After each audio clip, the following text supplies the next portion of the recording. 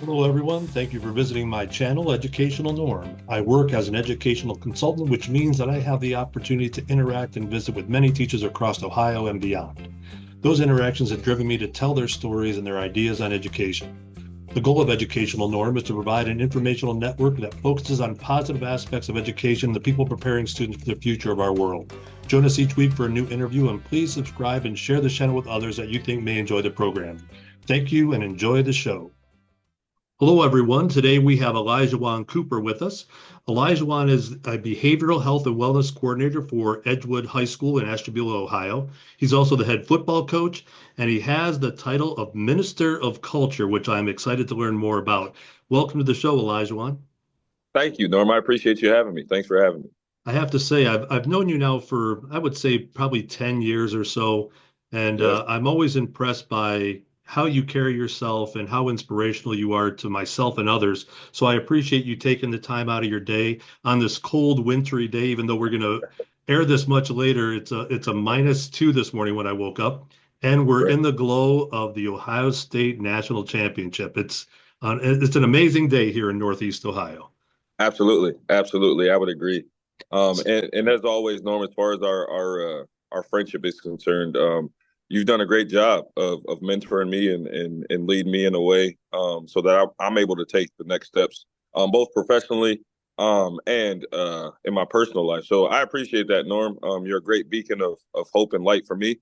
I know sometimes you probably don't realize what you do for me as far as just how you conduct yourself. I'm still in the process of figuring out how I can get the think tank in our district because I think that'll be a great program for us as well. So, Norm, you've always been that guy for me as far as just setting the bar pretty high, but also showing that those things are obtainable too. So I'm forever grateful to you for our friendship and for this opportunity. Well, I thank you for the kind words. And no, people, I did not pay him to say that. That was from the No, heart. That was all yeah, good. Thank you very much. absolutely. So, Elijah, one, since we are reaching people from all over different parts of Ohio and beyond, tell us a little bit about your youth and growing up. And you're back in the home area of where you grew up, not at the same school, but you're back in that area, so you're familiar with it. So, give us a little idea of your journey through education and how you ended up where you're at now. Yeah, absolutely. So I would say, come from very humble beginnings. As far as Ashtabula is concerned, lived in one of the rougher parts of Ashtabula coming up. But what I can tell you is in that area, on Station Avenue, St. John High School, it was right over there when I was coming up. But in that area, just during that time, you're talking the height of crime, like the early '90s, the height of crime, drugs, violence, gangs, those types of things. So for me coming up. I came up in a religious house.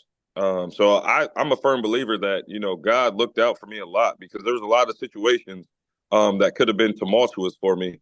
And somehow I was able to avoid those things. Now, unfortunately, there were, other guys in my neighborhood that, succumbed to those things. But again, for me, I'm a firm believer that God was walking with me during those times because I firmly believe it could have been a lot different because it was a lot different for a lot of other young men. So very humble beginnings. Athletics was huge for me. I came from the adage of, athletics will be the ticket to get you out. Culturally, in the African American culture, a lot of times young men only believe that, it's either the entertainment industry, meaning like you're going to be some type of entertainer, rapper, something like that, or you're going to go into the athletic realm and try and make it out of your situation through that. So I can honestly say, Norm, I never really viewed education as the ticket. I viewed education as a means to get me where I was trying to go as far as football is concerned. But I never viewed academics as, the end all or be all or something that could really change my life. So as I got older, I started to realize the importance of academics. Now I had some shortcomings academically that led to, athletics being taken away. So my freshman year of high school, I was not able to play football. Even though I was a starting quarterback coming out of middle school, everybody anticipated that I'd be the starting quarterback in high school as a freshman. But that was one of the best things that ever happened to me because at that point I realized that it can be taken away from you. And there's some things that may happen in your life where somebody else may control the final decision if you're not doing meeting your obligation and meeting your responsibilities. So for me, it was as hard as it was at the time. It was really a breath of fresh air when I look back on it, because all the characteristics that I developed over time, a lot of them came from the mishap in that situation, as far as self-discipline, confidence in myself academically, um, leadership, as far as being the quarterback and not being out there. So I learned that it's imperative, if you're going to be the leader, to be available. So there was a coach at that time by the name of Roby Potts, Coach Potts, and Coach Potts told me, he said, Coop, your best ability is availability. So it doesn't really matter what kind of athletic ability you have. If you're not available based on your academics, your athletic ability doesn't really matter. So I learned a lot of valuable lessons my freshman year. I can remember, everyone on Friday nights coming in for games, and everyone's lock or jersey being in their locker.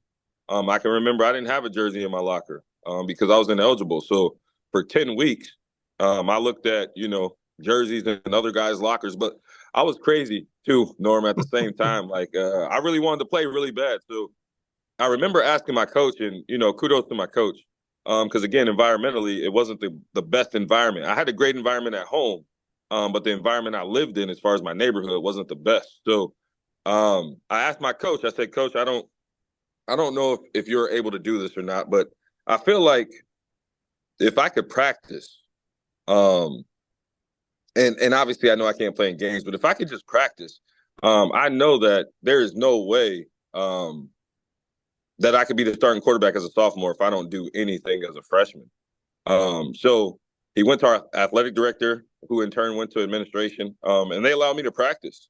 So my freshman year, it was almost like a redshirt year. Like, even though I couldn't play in games, I was still practicing every day.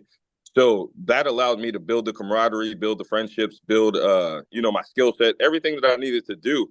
I was still afforded that opportunity, fortunately. So for that opportunity, I'm forever grateful, because that changed my trajectory as far as high school football. So my sophomore year rolls around, and I'm able to start quarterback, even though I didn't play as a freshman. So sophomore year doesn't go great. It goes like it goes the traditional way for a guy who hasn't been out there a lot. And the varsity game is moving pretty fast. Took my lumps as a sophomore, but thank God I had coaches that really believed in me. So after my sophomore year, now you're talking about the integration of Ashtabula High School and Harbor High School. So I was fortunate enough to be a part of that transition when the two high schools in Ashtabula combined. It became Lakeside. So my first 2 years of high school, I was the Ashtabula Panther, which I'm extremely proud of. And then my last 2 years of high school, I was fortunate enough to be a Lakeside Dragon when both high schools combined. So I was able to be on the consolidation committee, which was a group of 400 kids, 200 kids from Ashtabula, 200 kids from Harbor, and we met and kind of came together as far as these are like the core group of kids, I guess you could say, at both of these schools. So we were able to collaborate on the name, the colors, the mascot, and all those things. So it's not you don't get a bunch of opportunities in life to really be a part of something historic like that, or be a part of a legacy of something that will go on way after you're done. So for us, it was huge, and I'm thankful for the people that we had around that made that moment so monumental, and allowed us to really like bask in that moment, so that we understood the severity of the moment. So once we became Lakeside, we went from being a Division 4 team at Ashtabula to a Division 1 team, which is the highest division in the state of Ohio. So, and that's just based on your number of boys. So we went from a school that had 200 boys to a school that had over 500 boys in it.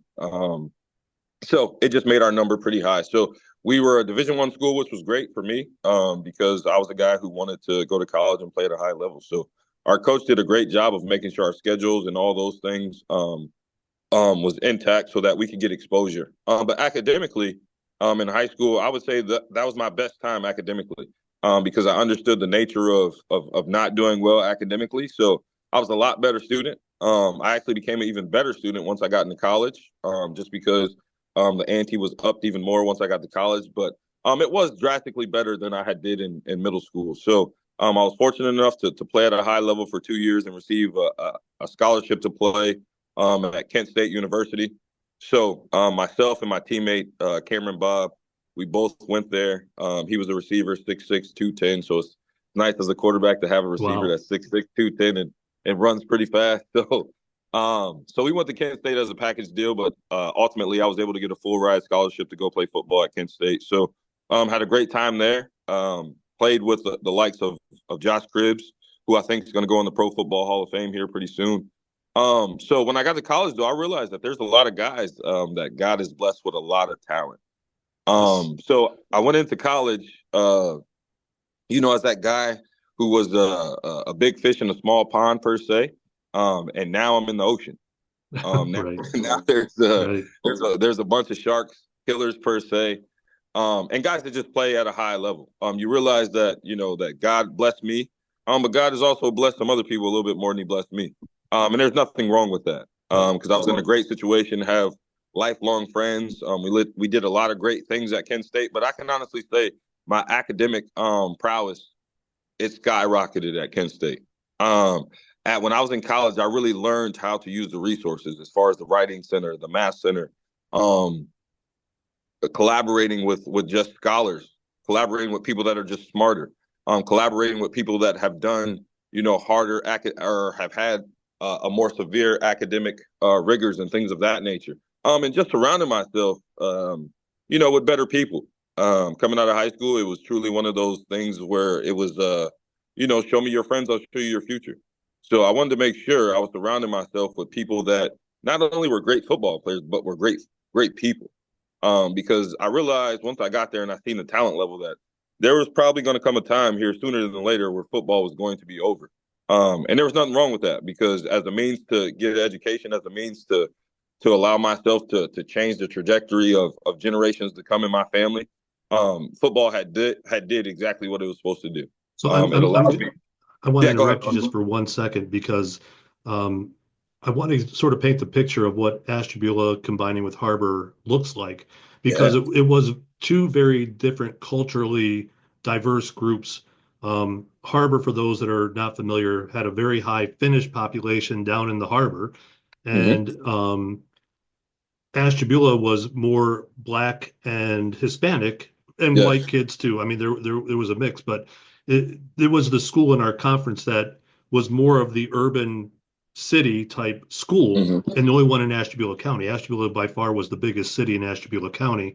And there were a lot of issues. A lot of industry had left Ashtabula, and that's why the market has changed so much over time because Harbor and Ashtabula were both powers in all sports. And I Mm-hmm. remember when I heard they were going to combine, I'm going, well, they're going to win the league and everything every year. Mm-hmm. So I knew that there was going to be some dynamic issues there. And I also remember that when that transition happened, there was a lot of potential for aggression and, who's the main man and coaching staffs and teachers and all this other stuff. And I didn't know that they had a student committee that helped with that whole process. So kudos to you to be on part of that committee. But what did you learn in that process with that committee that you were on? Oh man, Norm, I'm so glad that that you allowed me to backtrack and really focus on that because that was a huge aspect of it. I would equate a lot of it to like, and our coach again, my football coach did a great job, but I'll never forget like when we first came together, and we consolidated. One of the first things we did football wise is we went to the movie theaters and we watched the movie. We watched Remember the Titans, and I'll never forget that. It wasn't that it was such a dynamic movie, even though it was more about the message. And the message in the movie was really symbolic of where we were. You had, again, as you explained earlier, you had the demographics of Harbor, which was socioeconomically challenging. You had predominantly Black, Hispanic, and like you said, a few white kids in there, sprinkled in there. But for the most part, when you go to the Harbor, now you're talking about more affluent families, more people that may be on boards or commissions around the city. So I wasn't a guy who, coming from humble beginnings, like you don't understand the political game, you don't understand politics. Like I just see things for really what they are. So that was a very eye-opening experience because I think as kids in the whole situation, like we had a unique opportunity, and I don't think we necessarily realized it at the time, but we had a unique opportunity to kind of show this can work, but not just work from the standpoint of the school coming together, but work from the standpoint of us working together, and collaborating and being diverse, um, because some of those things had never happened before. If you talk to some of the older people around town, they told me that they had talked about combining the schools for years, and it never really happened. But I think some of those tensions didn't allow it to really happen. So kudos to the forward thinkers and the people that really got it done, the people that were really in the trenches, and doing the work to make sure something like that could happen. But I firmly believe, Norm, that was a monumental time in Ashtabula, just because, not because of the schooling part, but because of just how people came together. And you still Hmm. had to deal with some of the tensions because everyone that came together wasn't keen on coming together per se. Right. Right. Um, so some of it was forced. I can say that honestly, some of it was forced because there were people that were kind of dug into how they felt about it. Definitely dug into. I think one of the biggest things was just what opportunities would come. So for us, coming from Ashtabula, it was, the exposure of just having better kids and being around better families and being around better people. So we would have a better opportunity in life, not just from a athletic standpoint, but from a social standpoint, just of being better people. I think people coming from the harbor may have viewed that, negatively, as, maybe they would not have as many opportunities because now maybe the bottom line is affected more when you start looking at the academics and finishing top of your class, but the bottom line's a little bit lower. Now it takes a little bit of the precedence off of finishing top in the class. So I can understand those things now as an adult. As Hmm. a kid, I didn't necessarily understand those things, but I would say those are legitimate things based on just how some families are set up and the opportunities that they would like for their kids to have. So that was a big portion of it. And I think the adults and the administration in the situation allowed us to have those uncomfortable conversations, Hmm. because we would meet at Kent State Ashtabula, in an auditorium, a place where we could really meet and not be separate. It was all about bringing people together. So anytime we met, that's one of the things looking back on it, that was like really special, is that we always met in a big area where we could be together, and it was never like Right. divisive. It Right. was always inclusive. So I think those are, when you're trying to make a change like that, those are things that you really have to pay attention to, because those are things that really matter. So looking back on it, if those things would have been things to kind of divide us, even if it was just being in a room sitting on, Asheville side versus Harbor side. So everything was workings of the committee, as far as pairing us up with kids from the Harbor. It was always inclusive. So we never really seen a difference as far as, um, no one not wanting to do it. Obviously, there were some attitudes from time to time. But when push came to shove and it came time to really make decisions, I feel like a lot of people put their differences aside, for the greater good. So that's a great point, Norm. Thank you for bringing that up, because that Yeah. was a huge part of it. Because essentially you got, again, low income, socioeconomically diverse, to coming in to play with affluent two parent households, um, college trajectory. There wasn't a lot of college trajectory at Ashtabula, not because we weren't capable, but just because a lot of kids didn't go home to parents that went to college. So Right. it was just Right. something that wasn't stressed. We didn't have Well, parents that were working in the banks and things of that nature. Our parents were working in the factories at molded fiberglass and places like that. mhm. Doing manufacturing, where it was just about surviving it and making it, and working Right. hard. And there's nothing wrong with that. But Mm. again, as far as your hope and belief system, it can take a little bit of a hit if you're just looking at, well, that's the combination of all this work I do. That's what I'm looking at. So Right. when we came together, it changed that trajectory big time. I became more optimistic about what I could do. Our athletic teams, like you said earlier, our athletic teams became like utterly out of this world, competitively, to where they said, "Hey, you guys got to join another conference. You can't be in this Right. local conference because you Right. guys are just beating up on everybody in the local conference." And then academically, um, it helped tremendously because now you're talking about better teachers. And not saying that we had bad teachers, but new experiences, new perspective, sometimes leads to a better outcome. So I think from Right. that standpoint, we were in a lot better shape too. So just across the board, it was great. I wish looking back on it, I wish we could have gotten to the new building. Because when you talk about the decision makers, they decided that Ashtabula would be Lakeside. Now, I don't know how they arrived at Ashtabula being Lakeside versus Harbor being Lakeside. Um, but for me, it was a pretty seamless transition. I could see, if you went to Harbor, that would be a tougher transition because now you're going into a new school. Like even though you Right. know people and all those things, you're going into a new school, new building, all those things. And for some people, it was just 1 year. Like Hmm. for the juniors that were going to be seniors, it was just going to be a 1 year thing. But it was going to change, academics and athletics for them drastically. So I would say they were really like the front runners for this whole thing because their transition was a lot different than even my transition as a guy who went there for 2 years. Like it was a lot smoother my senior year than it was for the seniors a year before that, just because they didn't know, what they expect and it was new and it was fresh. So Right. it just made the situation a lot better. Logistics were a little different. Like I can remember getting out of school at Ashtabula and then taking a bus down to the harbor. We practiced at the harbor every day because that field wasn't being used since Ashtabula became Lakeside. So, but it also made for a great experience. Like I remember the bus rides. I remember just having like it made me think like, man, this is great. Like we have a field just to practice on. I want to make people a little bit more familiar, and then we'll get into your actual teaching and how you got from, your Kent State to where you're at now and what you do now. But Station Avenue, for those that aren't familiar, was a pretty rough area. Yeah. Um, there was a baseball field back there that I would play baseball at, but I also worked for the East Ohio Gas Company, probably about the time you were living down on Station Avenue. That was my summer job. And there were several times I would get run out of homes because I thought I was shutting off their gas. And there were times of the day I didn't go down there and I got into a car accident down there and I was told, stay in your car, don't get out. And I'm like, all right, I didn't realize, again, I was a kid like you. That was just Station Avenue. That's what you do. Yeah. Yeah. It's a different area, and we also played in the Old West Junior High gym, which had more warps than any floor I've ever played on. I could actually dunk on one end because the warp was so high. It was awesome, and I wasn't that athletic, so it was pretty bad warp.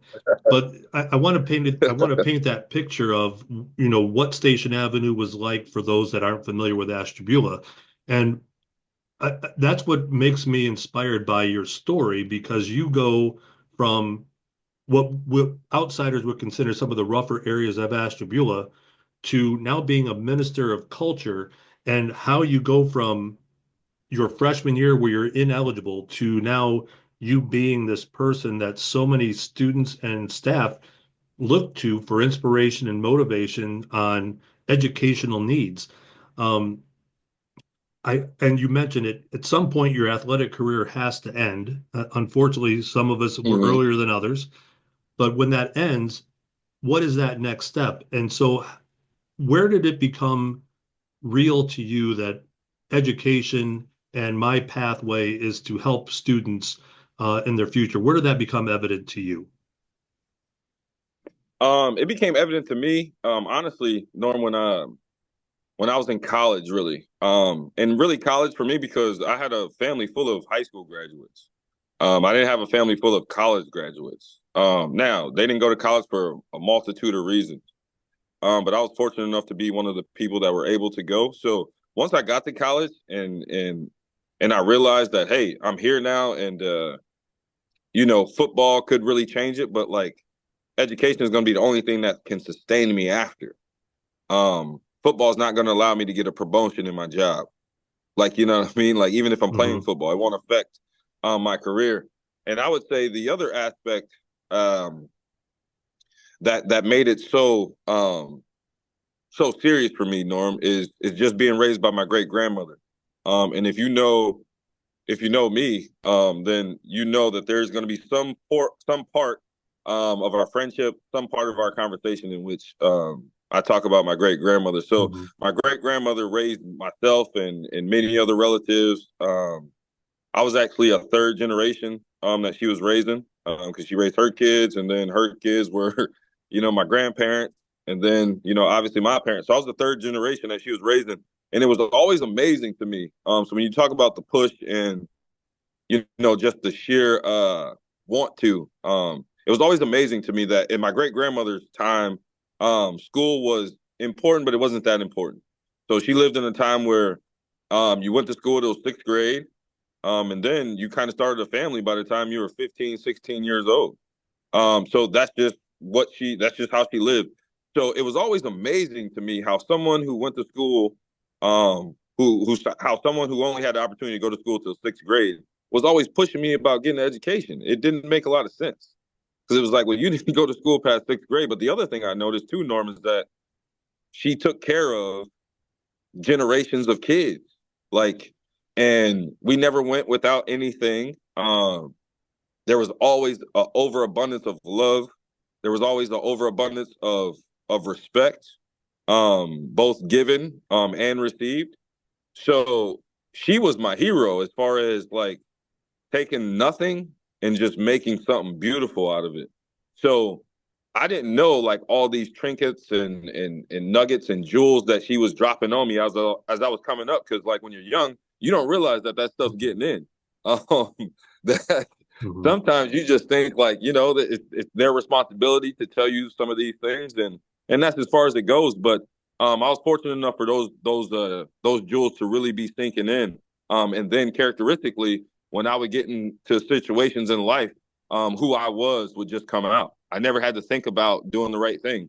It was just naturally ingrained in me to do the right thing. So for that, I'm forever grateful. So my motivation to help people purely comes from my great grandmother because she never looked for anything in return, and because she was a minister, it was just the right thing to do. So, like in the city of Painesville, on June 19th, in the city of Painesville, it is considered Hester May Jackson Day, because she was just such a beacon in the city of Painesville, but we lived in Ashtabula.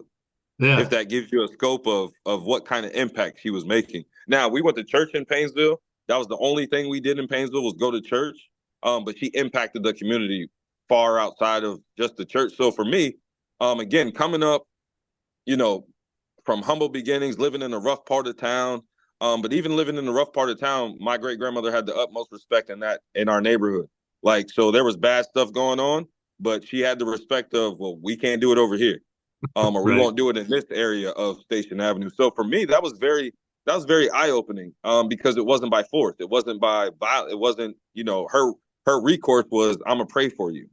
So those, like when you got violent situations going on, and I just so I'm very fortunate to have had a praying grandmother who made sure, like I can't ensure that protecting and all those types of things. She was older, even when she was raising me, but I tell you what, she prayed fearlessly, and she believed it. It wasn't a prayer for hypothetical reasons. She believed it, and I believe that's why my life is.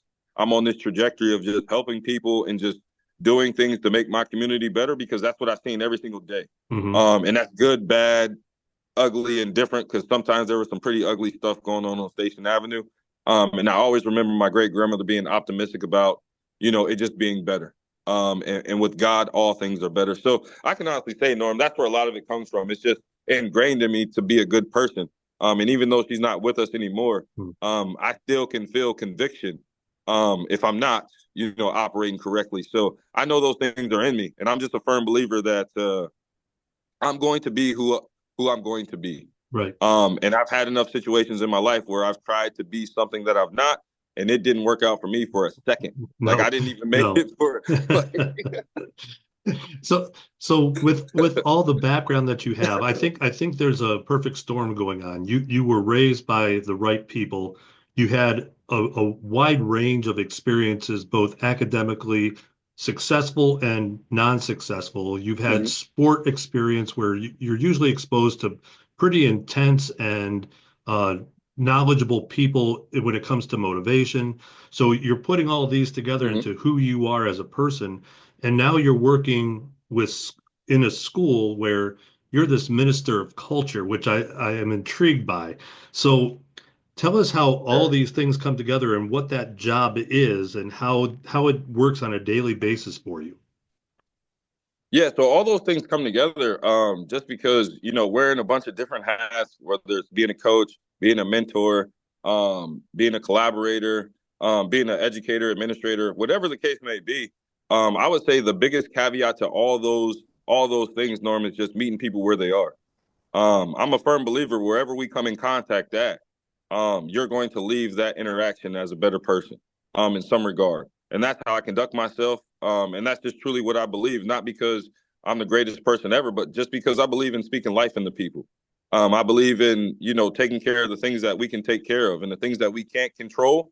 We just got to keep working at those things. And ultimately, those things will even get better, because our mindset is better.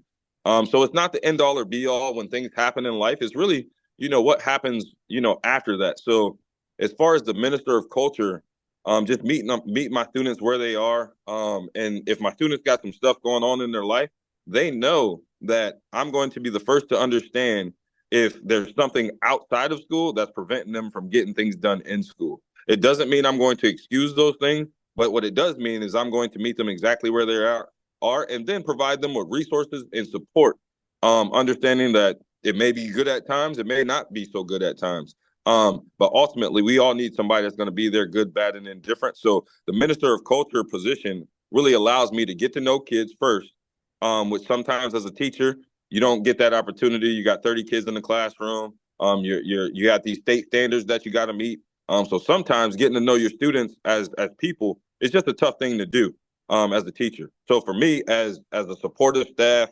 both administratively and for teachers, it allows me just to kind of go around and make sure our students have exactly what they need to have, but also make sure our staff has what they need to have too. Because without the staff having what they need to have from a support standpoint, from a resource standpoint, ultimately it affects our students. Mm-hmm.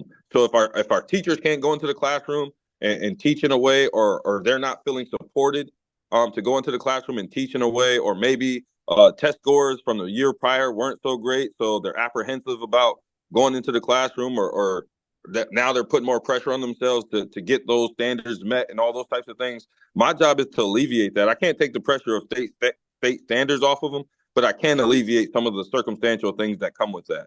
Mm-hmm. So I pride myself in doing that. I'm thankful to our administration for having this position, because again, it extends further than just the teachers.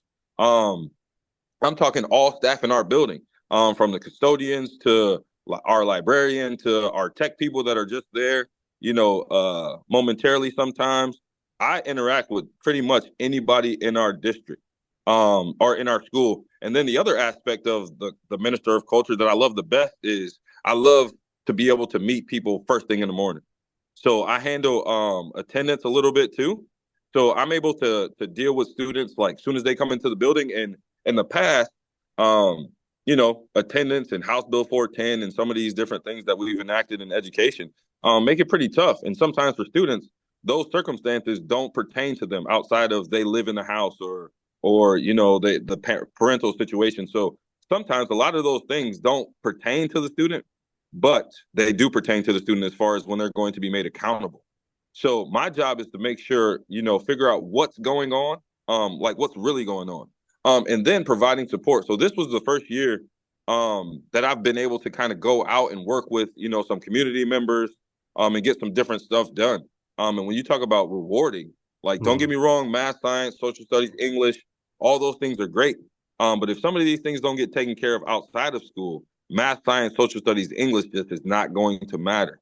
Right. If I didn't have an opportunity to take a shower last night, or if I didn't have an opportunity to eat a good meal last night, there's a good chance I'm going to come to school and whatever's going on at school won't matter outside of, is there a place for me to take a shower here? And where's lunch and breakfast at? Right. Like, you know what I mean? Like, so right. We have to make sure, like, I've been afforded a great opportunity to be able to break some of those barriers down. And a lot of times it's our students didn't even know that some of these support staff or some of these support services were available outside of school. We exhaust ourselves within the school building to do, any and everything we can for our students, but I'm working on the piece that's outside of school, that prevents them from coming to school sometimes and putting their best foot forward. So the Minister of Culture is really about that. Our bottom line, and not just our bottom line, because I pride myself in wanting to deal with our valedictorian, just like I want to deal with our bottom line students. So I have something to add, both of them, whether it's career path for our valedictorian, and some of the educational resources that they may need going forward to position themselves, whether that's CCP classes, whether it's some alternative education stuff that they can do right now to kind of alleviate some of the things when they get to college. Because when I was coming out of high school, CCP was purely for your top 10 for the most part. Mm-hmm. Mm-hmm. Now, any student can take CCP classes. Any student can take, college classes for the most part. So if you're talking about being able to take CCP classes, and they're free, like absolutely free, it doesn't really make any sense for you to eliminate some of that cost on the back end if you're a student that plans to go to college. But if you're not sitting down having those conversations, then a lot of times students don't even know that those opportunities are available for them. Right. So I've had a lot of parents, a lot of students that say, "Hey, I didn't know my son or daughter could take college courses already, and they'd be free." And our district has done a good job. Some of our CCP classes are taught by our teachers at Edgewood, which is to me is a beautiful thing because It now our is. students don't even have to leave. A lot of the CCP stuff is Zoom. We do have some seniors that actually go to Ken Ashtabula and take some classes. But to me, I think it's a beautiful thing when they can just stay in the building and still get that same credit by doing it with a teacher in the building. Well, you alluded to it, and I know we've talked about it before, is that a lot of times the networking pieces and the resources, most of them don't even know that they're available to them. And a lot of times the parents don't know because, like you said, they weren't made available to them as well. So, in your role with you providing those resources, that networking piece becomes a huge aspect that was missing in a lot of kids' lives. So, you going out to the community and helping make those connections really is a major step to help those kids see something beyond what's in their walls at home.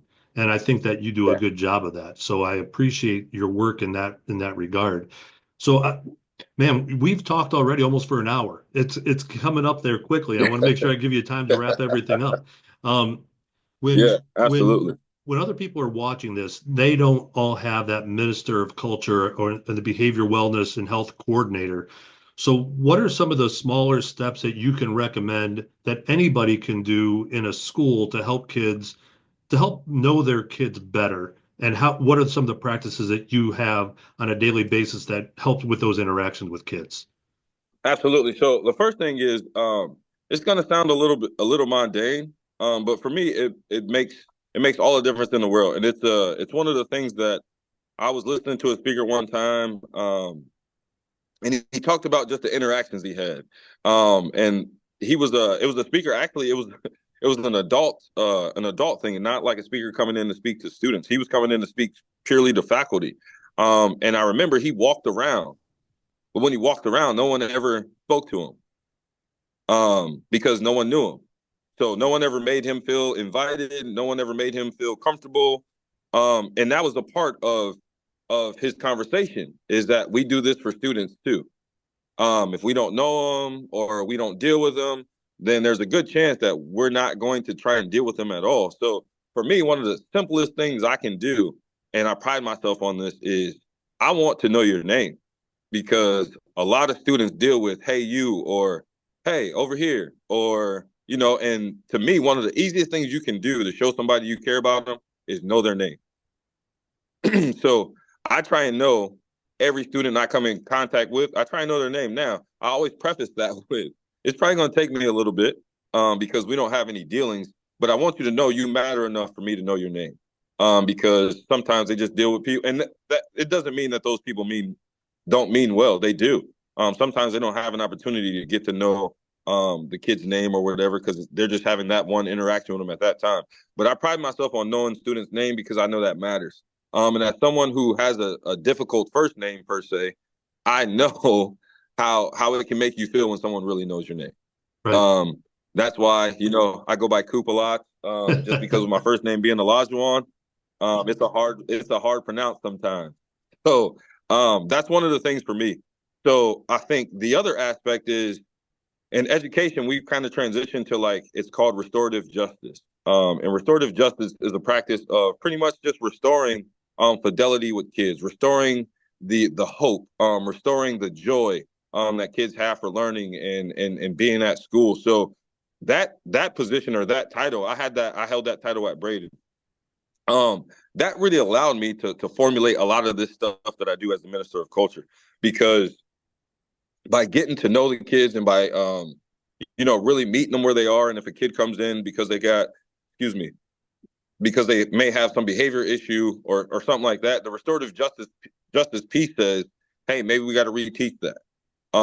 Maybe it's not a situation where, like, because a lot of times once you get to like middle school or higher, a lot of it's just assume that a kid knows better, or that a kid, like, we have no idea where the kid comes from. We have no idea what kind of experiences that kid has had that may dictate that they really don't know better. So once we instituted restorative justice practices, it increased our behavior stuff a lot, because yes, it was a little bit tough in the beginning to reteach some of these things, because you got kids in the building that you don't have to teach these things to because they know them. And then you got other kids that you do. But ultimately, it's about the whole building being in a good place. So once we started to reteach some of those expectations with our students, it seemed to increase a lot. So I would say look into some restorative justice practices, whether that's peer mediation. Because one of the things that I like to do is just have kids talk it out. It's nice as an adult teacher to be an advocate and guide and advise. But there's nothing like peer communication. There's nothing like, I felt like this, you felt like that. Let's get to the bottom of it so we can move on and be better going forward. So I like to provide an environment or a space for students to be able to do that. And then making sure students are supported going forward.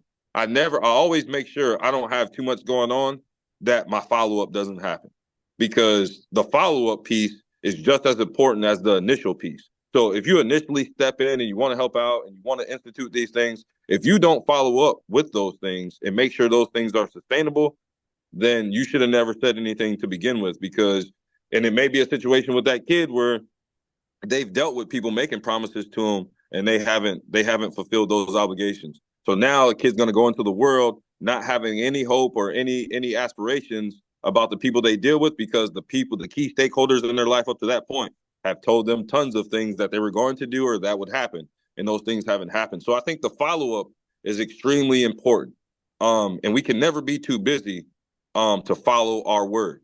Like, we gave them our word. We said this is what's going to happen, and if there's moving parts in that, I'm a firm believer in making those moving parts accountable. Whether that's my boss, somebody above me, or somebody below me, I think it as a means to collaborate and get that student or get those students exactly what they need. It's not a tough conversation to have if our intentions were great from the beginning. Right. Those conversations, I believe, only become tough when maybe your agenda wasn't to help from the beginning, or it was to maybe get the student out of your face, or maybe a band-aid on an open wound. Like, no, we can't really band-aid this thing. Like, we got to go through the whole process. Now that whole process may be months, just because there's going to be some good days, there's going to be some bad days. But I think the follow-up is really important. So, and I think that lends itself to staying power. That lends itself to a kid actually staying in that mode, actually staying in some of the characteristics that you've presented to them. And if you don't expect those things, the kid to have staying power, then you kind of don't do anything of substance. But that's just not who I am. I can't operate without giving the substance, because everything's not topical. Everything's not surface level. Some things are deep and they require substance, meaning like you got to go get somebody else. You got to go get some outside resources, which the outside resources want to help. I've dealt with a lot of outside community organizations that want to help. They just don't know how they can help in education. Like, they help in every other facet of people's lives. They just don't know how they can help in education. So it's fascinating to be able to bridge that gap, because there's a lot of help out there. There's a lot of things when you talk about just like this being a big puzzle. There's a lot of things that come together organically sometimes if you're just even having the conversation about things. So I think the organic part is great, but I think it's even that much better when you're intentional about what you need, and how you're going to need it, and then using or having an outside organization come in and say, well, you may not know the how, but we're really the how.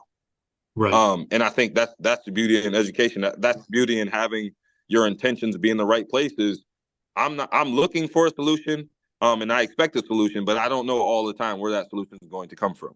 Right. But if you're not having the conversations, I think you can't even get to that place. So those are the biggest things for me, Norm, is just the follow up, the following through, or the sustainability of what you're trying to do. And then just the simple things of just knowing kids' names, the simple things of just asking how their day is, good morning, Sometimes I'll say good morning to 5 students in a row, and no one will say good morning back. That does not stop me from saying good morning to the 6th student.